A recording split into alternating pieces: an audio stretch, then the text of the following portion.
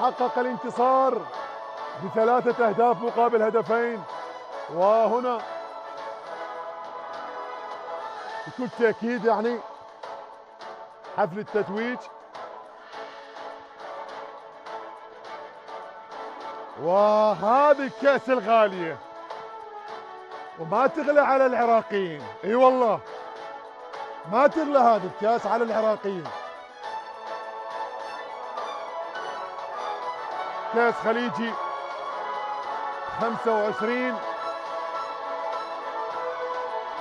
واعتقد جائزة الهداف ستكون لأيمن، وربما أفضل لاعب لإبراهيم بايش في البطولة. اعتقاد لا أكثر، ولكن ننتظر. على مستوى الهدافين نعم للعراق لدينا إبراهيم بايش 3 أهداف، وهذه الكأس والكأس الخليجية انتظرناها كثيرا وها هي تعود في العراق وفي البصرة الفيحاء. يعني اللي ردناه تحقق يا جماعة، اللي ردناه تحقق. تنظيم البطولة ونظمناها، نجاح البطولة وناجحة، لا بل يعني فوق المطلوب، فوق الدرجات المطلوبة، فاقت الخيال بالتنظيم. البصرة تتحدث عن ماذا؟ عن الجماهير، عن الكرم، عن ماذا؟ كل شيء متاح كان، وهو جميل جميل جميل جدا، وكان ختامها مسك والتتويج عراقي هو الأجمل كان، واكتمل الجمال والكمال لله. ننتظر التتويج بالمنتخب العماني صاحب المركز الثاني، أفضل حارس مرمى. كذلك لدينا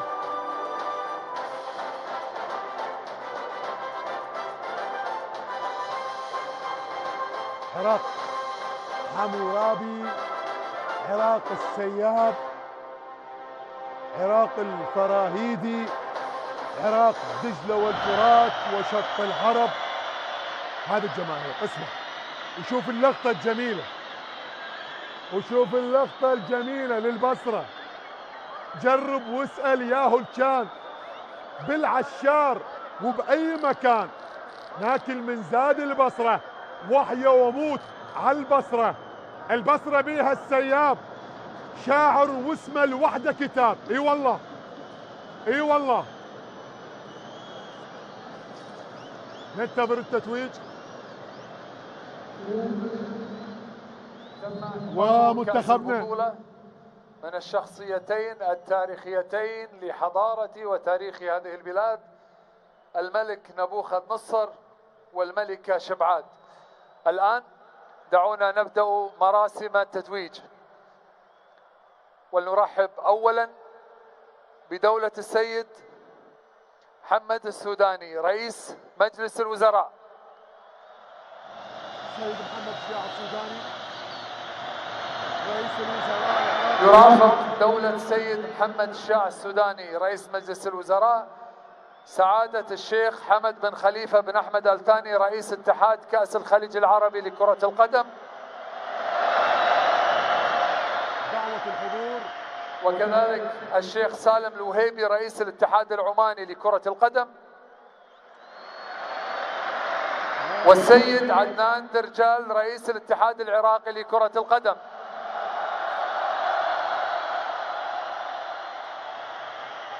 اللي راح يتوجنا عدنان، رجل اللي عمل بصراحة عمل كبير للسيد عدنان درجال وكل من ساهم بنجاح البطولة بتنظيم البطولة. هذا رئيس الوزراء العراقي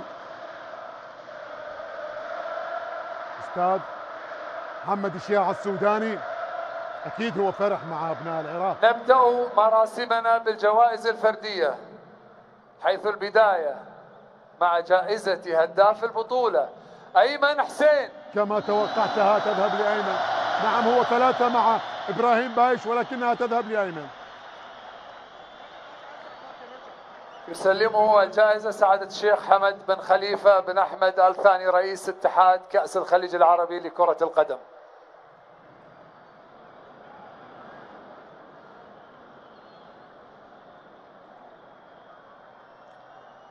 يستاهل أيمن مع عدنان درجال واللقطة. هذا أيمن، هذا أيمن. مبروك لأيمن حسين. الآن إلى جائزة أفضل حارس في هذه البطولة، وحصل عليها حارس المنتخب العماني إبراهيم المخيني. إبراهيم المخيني إذن أفضل حارس مرمى. يسلمه الجائزة الشيخ سالم الوهيبي رئيس الاتحاد العماني لكرة القدم في البطولة. حارس ممتاز.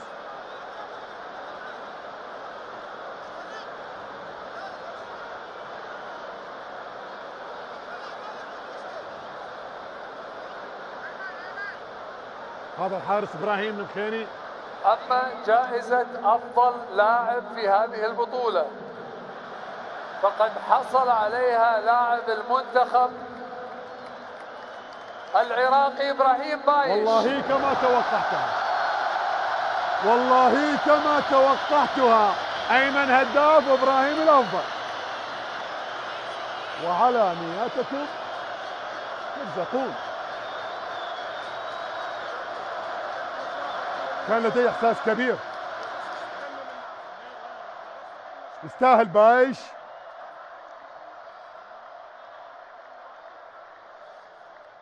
الآن تكريم مراقب المباراة، مقيم الحكام، وطاقم التحكيم. طاقم التحكيم كوفاكس وأرتين ومارينيسكو. ويكرمهم سعادة الشيخ حمد بن خليفة بن أحمد آل ثاني رئيس اتحاد كأس الخليج العربي لكرة القدم. حكم الرابع سلمان فلاح من قطر، وزاهي الشمري الحكم الخامس من قطر، ومقيم الحكام خليفة الدوسري من البحرين، جيرمي من فرنسا، مع رضوان جيد من المغرب، مع عبد الله الشهري من السعودية. هؤلاء حكام الفيديو.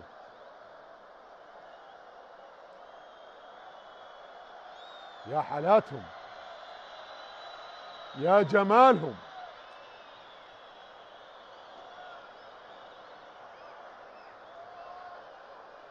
طاقم تحكيم المباراة.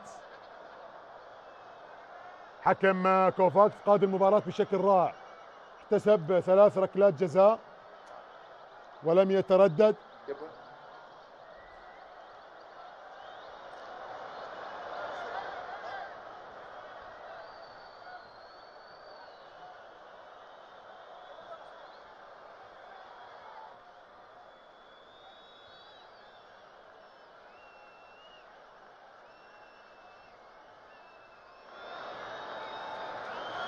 طاقم التحكيم.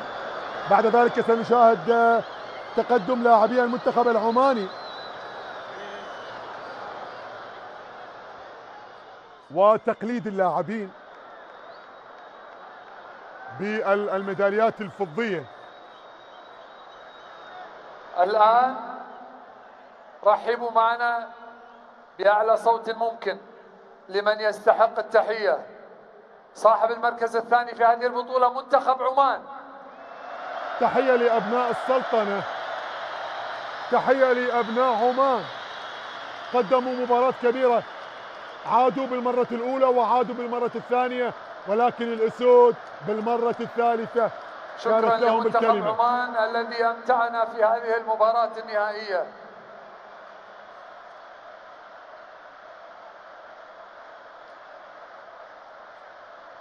المرة الثالثة هو وصيف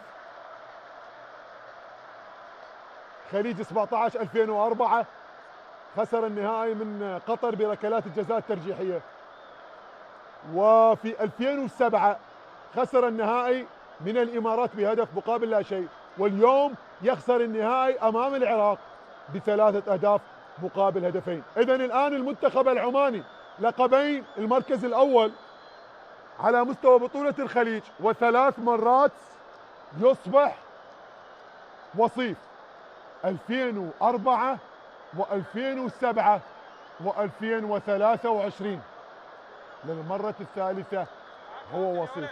هارد لك لعمان، هارد لك للمنتخب العماني، والله قدم بطولة والكل توقع، يعني من بداية البطولة الكل توقع بأن المنتخب العماني سيكون طرفا في النهائي وأمام العراق. بدأناها بعمان وختمناها بعمان وختامها مسك، أي ختام. وبالتالي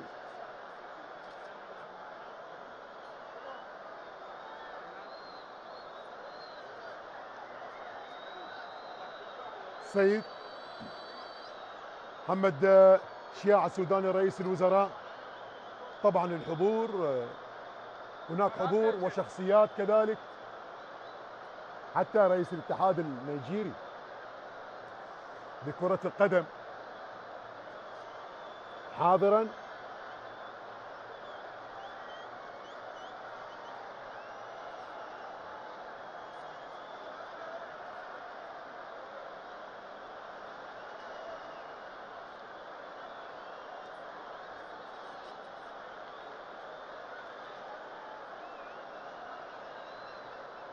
تحية للاعبي المنتخب العماني، منتخب جيد مع مدرب كفؤ اللي هو برانكو بكل تأكيد. يعني هذا فايز الرشيدي، ومن ينسى علي الحبسي واحد من أفضل الحراس اللي كانوا حاضرين في البطولات السابقة. كذلك العراق، يعني راعد حمودي، فتاح نصيف، وصفي، كاظم شبيب، عماد هاشم، نور صبري، وغيرهم من الأسماء التي مثلت العراق على مستوى حراسة المرمى.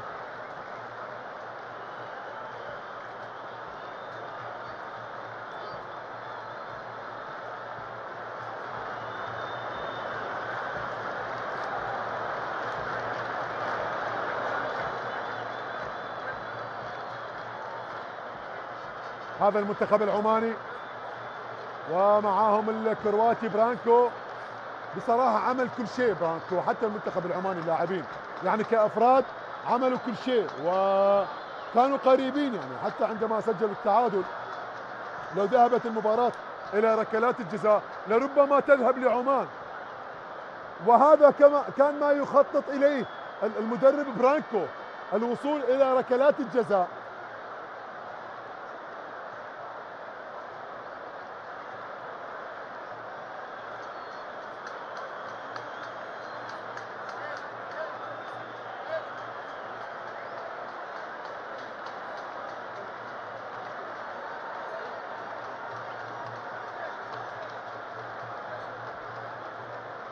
بعض اللاعبين خبرة والبعض من الشباب، البعض محترفين لديهم مع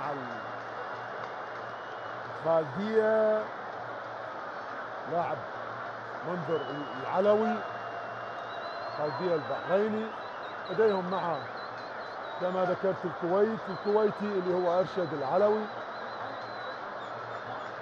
بقية اللاعبين زاهر الأغبري مع الخالدية البحريني كذلك، أسماء يعني بمحترفين بشباب وبلاعبين خبرة. كذلك اعتمد هذا الرجل برانكو على هذه الأسماء، وصل للنهائي ولكنه صاحب المرتبة الثانية في كأس الخليج لم يكتب له الفوز باللقب، يكتب للعراق ولله الحمد.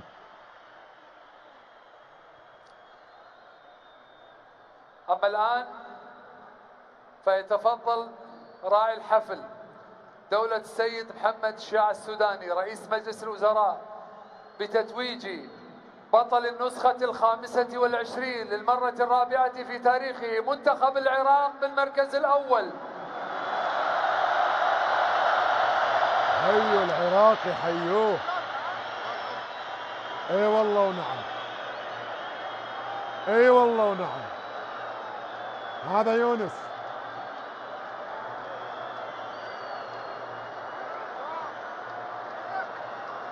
كادر التدريبي والإداري، مدير المنتخب والبقية الكل.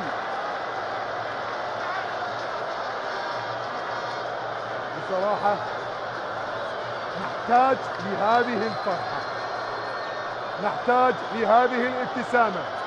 وهذا يونس محمود رمز من رموز الكرة العراقية. حلوة هذا مهدي كريم على ما اعتقد. اي نعم، مهدي كريم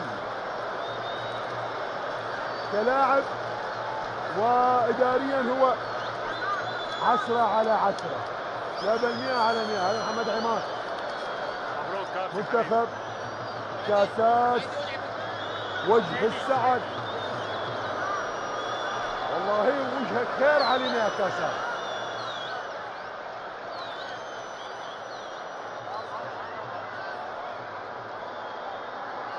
كادر التدريبي الإسباني وبالتالي التتويج باللقب.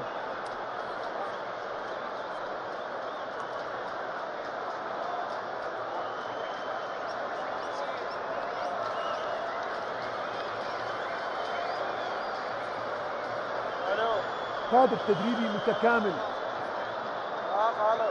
أبطال الخليج. شوف مجهزيها مجهزيها بهذه القمصان، بهذه العبارة، بهذه الكلمات. كاساس ورفاقه يستحق هذا المنتخب المتابعة، ونعمل بجهد كبير من أجل أن يصل العراق إلى أبعد نقطة، اللي هي الوصول إلى كأس العالم، اللي هي الوصول إلى كأس العالم.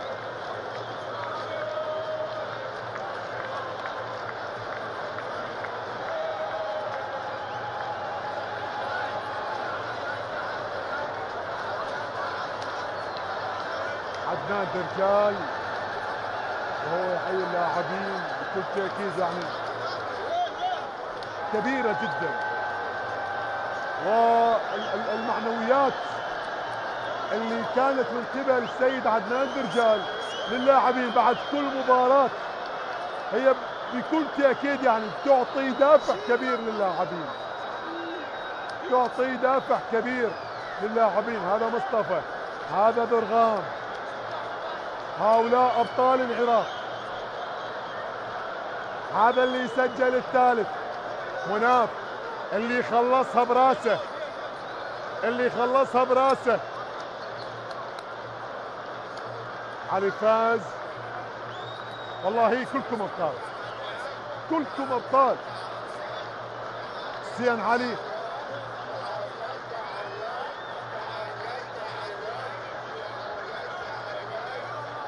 هذا حسن عبد الكريم، على عباس، حسين جبار، بقية اللاعبين.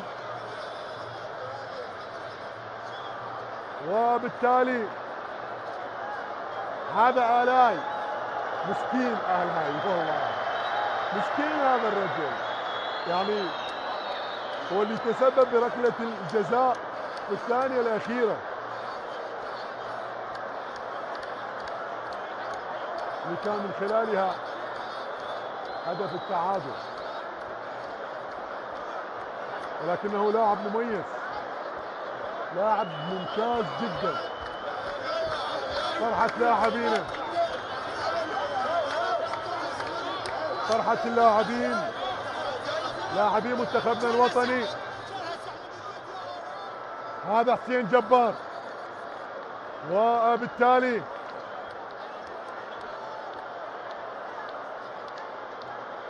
شوف الصورة وجمال اللقطة التي والله في بعض اللقطات لا تحتاج إلى تعليق، لا تحتاج إلى تعليق. هذا فهد طالب حارس البديل وجلال حسن مع أحمد باسل.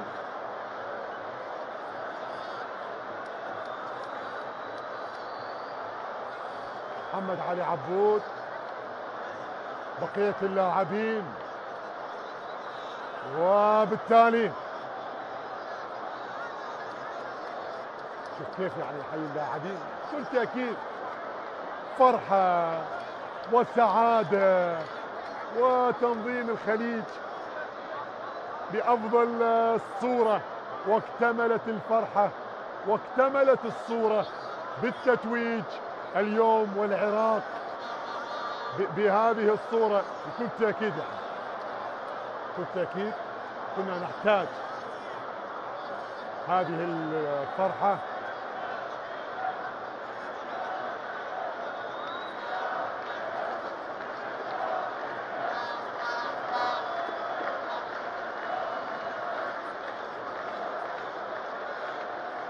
الآن وبعد أن توج كل نجوم المنتخب العراقي بالميدالية الذهبية إعلانا عن تتويجهم بالنجمة الرابعة، يتفضل رئيس مجلس الوزراء دولة السيد محمد الشاع السوداني لتسليم كأس البطولة لقائد المنتخب العراقي.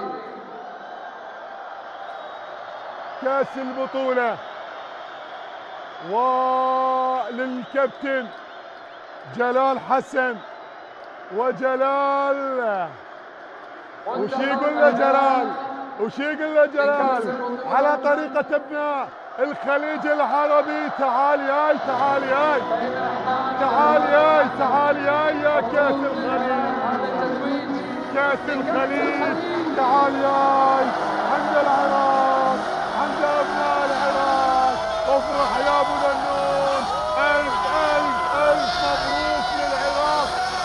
بطولة كاس الخليج خليجي 25 عراقية في العراق، في البصرة، في السمرة، وبالتالي أبناء دجلة والفرات هم أبطال بطولة كأس الخليج خليجي 25. ألف مبروك يا جلال، ألف مبروك لجميع اللاعبين. هذا التتويج وكأس البطولة جميلة جدا، وبالتالي لقطات والله تحتاج للكثير من التعليق، ولا أعرف كيف أصف هذه اللقطات، تحتاج للكثير ولكن أختصر هذا اللقطات بكلمات. استحقينا هذا الفوز، استحقينا هذا التتويج، وكنا نستحق الفرحة، وبالتالي الحمد لله الذي وفقني وكنت معلقا لهذه المباراة، والمباراة انتهت عراقية. تقبلوا تحياتي معلق المباراة علي الشمري، والسلام عليكم ورحمة الله وبركاته. أترككم مع هذه اللقطات.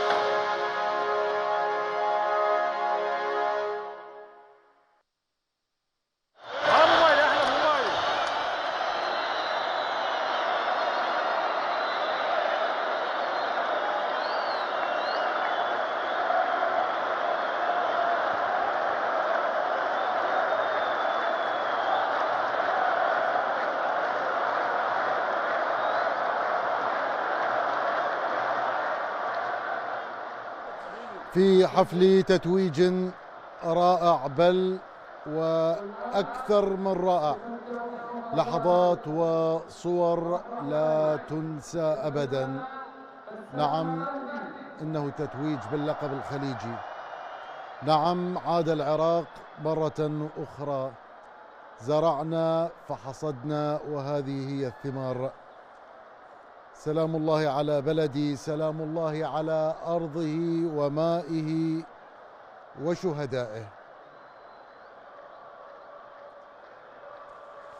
نعم، نتابع لقطات ومشاهد حية من ملعب جذع النخلة بعد التتويج باللقب الخليجي، حيث تابعنا حفل التتويج لنهائي خليجي 25، حيث كان دولة رئيس الوزراء الأستاذ محمد الشياع السوداني على رأس المكرمين للاعبي منتخبنا الوطني المتوج باللقب الخليجي، والمنتخب العماني وصيف نسخة خليجي 25.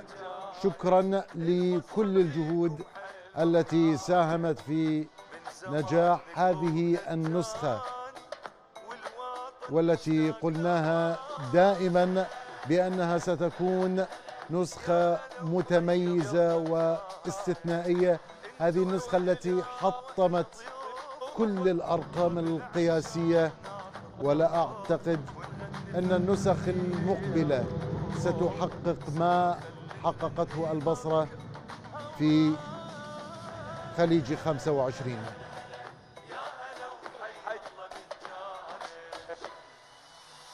خليجنا واحد وباقي، وهالمرة طعمه يختلف عن خليجنا واحد وباقي، وهالمرة طعمه يختلف عراق. السعود ينور